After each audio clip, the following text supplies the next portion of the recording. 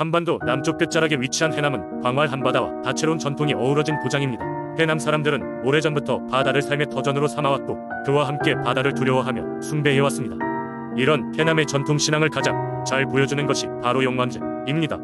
용왕제는 바다의 신에게 안전한 항해와 풍어를 기원하는 제례로 해남의 어촌 마을마다 각기 다른 이야기와 전통으로 전해져 내려오고 있습니다. 해남 서쪽에 위치한 작은 마을 한마을은 특히 독특한 용왕제의 전설을 간직하고 있습니다. 이 마을의 첫 이야기로 거슬러 올라가 보면 수백 년 전 이곳에는 항상 용왕이 머물던 신비로운 바위가 있었다고 합니다. 바다는 늘 검푸르게 뒤척이고 있었고 주민들은 이 바위에게 기도를 올렸습니다. 어느 날 해변가에서 큰 폭풍이 몰아치던 밤 용왕이 어부의 꿈에 나타나 말씀하셨습니다. 내가 바닷속 깊은 곳에서 너희를 지켜줄 것이니 두려워 말고 큰 바다로 나아가라. 이후 마을의 어부들은 용감하게 먼 바다로 나갈 수 있었고 그들은 항상 풍성한 어획량을 얻을 수 있었다고 전해집니다. 이어지는 세월 동안 날마다 안전한 조업을 바라는 기도를 올리며 마을 사람들은 연례 용왕제를 열게 되었습니다. 제사는 보통 음력 초하루와 보름에 거행되었으며 마을의 흔들림을 보살펴주는 용왕에게 그들의 감사의 마음을 전하고자 했습니다. 제사상에는 지역에서 얻은 신선한 해산물과 지역의 고운 곡물로 만든 음식들이 가득 차려졌고 마을의 어르신과 젊은이들이 함께 모여 용왕을 위한 노래와 춤을 선보이곤 했습니다. 하지만 용왕제에는 또 다른 이야기가 있습니다. 마을에 전해 내려오는 바에 따르면 이 마을의 몇몇 주민들은 한때 호수의 괴물을 발견했었다고 합니다. 그들은 그것이 용왕의 화신이라 믿고 마을의 푸른 바다로 와서 힘차게 헤엄치는 것을 목격했다고 합니다. 이 괴물을 본 주민들은 용왕이 직접 우리를 돌보러 오셨다고 하며 바다를 더욱 신성하게 여겼습니다. 마을에서는 매년 이때면 용왕을 기리는 새로운 전통을 더하여 물속 괴물을 형상화한 커다란 모형을 만들어 바다로 띄우는 행사를 진행하게 되었습니다. 이 모든 전통과 역사는 해남의 주민들에게 바다와 자연에 대한 경외심을 불러일으키며 사람과 자연이 하나임을 상기시켜주고 있습니다. 그들은 이러한 이야기를 통해 서로 이단함을 더 굳건하게 다지며 수세기 동안 전해져 내려오는 용왕제 속에 담긴 신비와 전통을 자손 대대로 이어가고 있습니다. 이렇듯 해남의 민속신앙, 특히 용왕제를 둘러싼 이야기는 단순히 한 마을의 전통을 넘어 자연과 조화롭게 살아가려는 사람들의 지혜와 신념을 잘 보여주는 사례 중 하나입니다. 해남의 이야기와 전통은 오늘날에도 여전히 사람들의 삶 깊숙이 자리 잡고 있으며 앞으로도 꾸준히 이어질 것입니다. 두 번째 이야기는 옛날 전라북도 순창 지역은 산들이 둥그렇게 둘러싸인 평화로운 마을이었다. 이곳 사람들은 자연을 두려워하면서도 사랑하였고 그 중에서도 가장 신성시한 것은 땅울림이라는 수호신이었다. 땅울림은 땅의 신으로서 대지의 평온을 유지하고 사람들의 삶을 평안하게 지켜주는 존재로 알려져 있었다. 그 존재는 매년 거행되는 재래의식에서 마을 사람들에게 경외의 대상이 되었다. 이야기는 한 여름의 어느 날부터 시작된다. 마을의 장자이자 제사의식을 주관하던 영감님이 갑자기 심각한 병에 걸리게 되었다. 마을 사람들은 영감님의 병세가 깊어진 것을 보며 걱정에 빠졌고 이로 인한 불길한 예감이 마을에 퍼져나갔다. 그 누구도 영감님의 빈자리를 대신할 수 없었기에 엄숙한 제사의식 역시 무산될 위기에 처했다. 그때 이름 모를 낯선 청년이 마을에 나타났다. 청년은 스스로를 땅울림의 사자라 칭하며 이번 재래의식을 도우러 왔다고 했다. 지팡이를 짚고 나움직한 허름한 옷차림과 수척한 모습이었지만 그의 눈빛은 마치 깊은 산천에 전기를 담은 듯 빛났다. 마을 사람들은 처음엔 청년을 의심하며 받지 않았지만 그가 땅의 변화를 감지하고 바람과 비를 예언하는 모습을 본 후에서는 경외감을 품기 시작했다. 청년의 지도 아래 재래 의식은 순조롭게 진행되었다. 의식이 진행되는 동안 청년은 마치 자신의 낯익은 공간에 있는 듯 편안해 보였고 의식을 따라 움직이면서도 모든 절차를 완벽히 소화해냈다. 사람들은 청년이 땅울림의 전원을 받는 모습에 놀라움을 감추지 못했다. 하지만 의식의 마지막 단계에서 갑자기 폭풍우가 몰아치기 시작했다. 하늘이 시커멓게 변하고 바람이 거세지며 나무들이 큰 소리로 움직였다. 사람들은 겁에 질려 우왕좌왕하기 시작했지만 청년은 흔들림 없이 자리를 지켰다. 그는 차분히 양손을 하늘을 향해 들고는 절대 흔들리지 않은 목소리로 주문을 읊기 시작했다.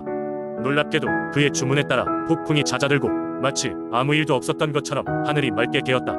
마을 사람들은 땅울림의 분노가 가라앉은 것을 느끼며 안도의 한숨을 내쉬었고 청년에게 깊은 존경과 감사를 표했다. 그 일 이후로도 청년은 마을에 머물며 노인을 간병하였고 마침내 영감님의 건강도 회복되었다. 며칠 후 청년은 갑자기 사라졌다.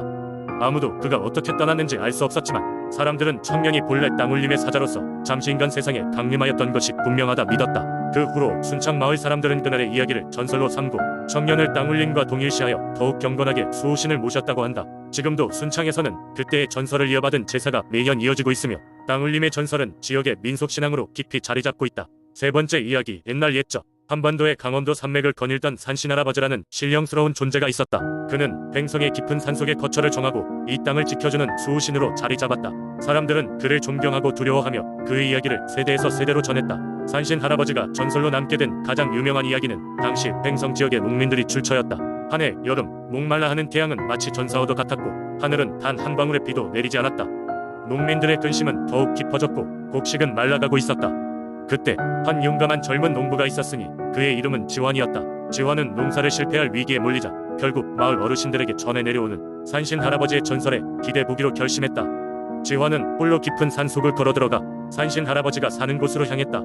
바람은 거칠었고 길은 험난했지만 지환은 결코 멈추지 않았다. 마침내 그가 도착한 곳은 신비한 기운이 감도는 고요한 숲속이었다. 숲속 한가운데에서 지환은 산신 할아버지를 만나게 되었다. 그는 희뿌연 하늘과 나무 사이에서 누군가 나를 찾아올 줄 알았다는 말과 함께 하얀 수염을 쓰다듬으며 나타났다. 산신 할아버지는 지환의 용기와 희망을 본보기로 삼아 아주 오래전부터 계획하던 시험을 그의 앞에 내놓았다. 지환아, 넌 이 마을을 구하려고 하는구나. 그러니 너에게 세 가지 시험을 주겠다. 하나는 나를 위한 뿌리를 찾는 일, 또 하나는 이 산의 비밀을 깨닫는 일, 마지막은 용기를 시험받는 일이다. 이를 모두 수행하면 너희 마을에 다시 비가 내릴 것이다. 지환은 지혜와 용기로 세 가지 시험을 차례로 통과했다. 먼저 뿌리를 찾는 일은 숲속 깊은 곳에 숨겨진 약초와 나무의 뿌리들을 알아내는 것이었으며 이는 그가 어린 시절 할머니에게 배운 지혜로 쉽게 해결할 수 있었다. 두 번째 산의 비밀은 산을 걸으며 듣고 본 자연의 이치를 깨우치는 것이었다. 지환은 자연과 하나 되고 그 속에서 숨쉬는 생명들의 이야기를 마음에 새겼다.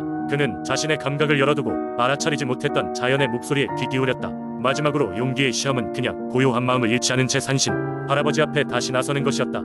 지환은 주저하지 않고 산신 할아버지에게 돌아갔고 산신은 그를 인정하며 약속한 대로 길고 메마른 여름 후에 비를 내리게 했다. 지환은 무사히 마을로 돌아와 모두에게 이야기를 전했다. 그의 이야기는 세대를 거쳐 전해졌고 산신 할아버지와 지환의 이야기는 횡성 민속 신앙의 중요한 부분이 되었다. 주민들은 매년 이맘때면 산신 할아버지를 경배하며 그의 은혜를 잊지 않기 위해 산속으로 올라가 희생을 바쳤다.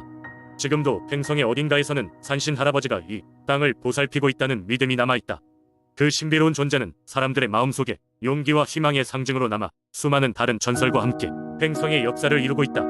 네 번째 이야기, 옛날 옛적 인천의 백령도는 넉넉하지 않은 바다와 거친 바람 속에서도 주민들이 농사와 고기잡이로 생계를 이어가던 섬이었다.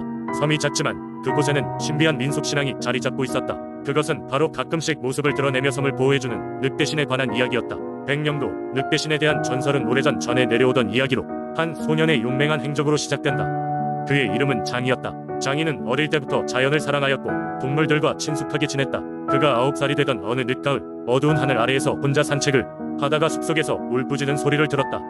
그것은 알 수 없는 무언가의 울음소리였다. 두려움을 이기고 소리를 따라가 보니 한 늑대가 덫에 걸려 있었다. 소년은 고심 끝에 늑대를 도와주기로 결심했고 마침내 덫을 풀어주어 늑대를 자유롭게 해주었다. 늑대는 고맙다는 듯이 눈을 바라보다가 숲속으로 사라졌다. 이 일은 소년의 가슴 깊은 곳에 기억으로 남았다. 그러던 어느 날 백령도에 큰 폭풍이 닥쳤다. 비와 바람이 창문을 두들기고 파도가 거세게 몰아쳤다. 섬 주민들은 모두 두려움에 떨며 집안에 머물렀고 농작물과 배를 잃을까 걱정이 태산이었다. 그때 장인은 갑작스러운 용기와 직감으로 바깥으로 나가 숲으로 뛰어들었다. 숲 가장자리에서 그는 다시 그 늑대를 만났다. 늑대는 장인을 보자마자 그의 앞을 향해 걸어가기 시작했다. 장인은 늑대를 따라가면서 섬의 중앙에 있는 큰 바위 앞에 도착했다. 바람이 더욱 강하게 불어오자 늑대는 장이에게 그 바위 위에 오르라는 듯했다. 장이가 바위 위에 올라서자 신비로운 일이 벌어졌다. 갑자기 바람이 잦아들고 하늘이 맑아지기 시작했던 것이다. 주민들이 문을 열고 나와 하늘을 바라보며 안도의 한숨을 내쉬었다. 그 이후로 백령도 사람들은 장이와 그 늑대를 섬의 보호신으로 여기게 되었다. 늑대는 백령도 늑대신으로 불리게 되었고 폭풍우가 몰아치거나 위협적인 일이 있을 때면 사람들이 숲 가장자리까지 나와 아무에게도 보이지 않는 늑대신에게 조용히 기원을 드리곤 했다. 그리고 섬이 무사할 때마다 그 고마움을 잊지 않고 늑대신을 위한 작은 축제를 열며 평화를 기원했다. 이렇듯 백령도의 늑대신은 인천 지역에서도 잘 알려진 민속신앙 중 하나로 남아 주민들은 여전히 자연을 공경하고 동물들과의 유대감을 소중히 여기는 마음을 이어가고 있다. 섬의 보호자로서의 그 존재는 사람들에게 용기와 안식을 주었고 백령도가 늘 안전하기를 바라는 마음을 담아 전해지는 민속 이야기로 자리 잡았다.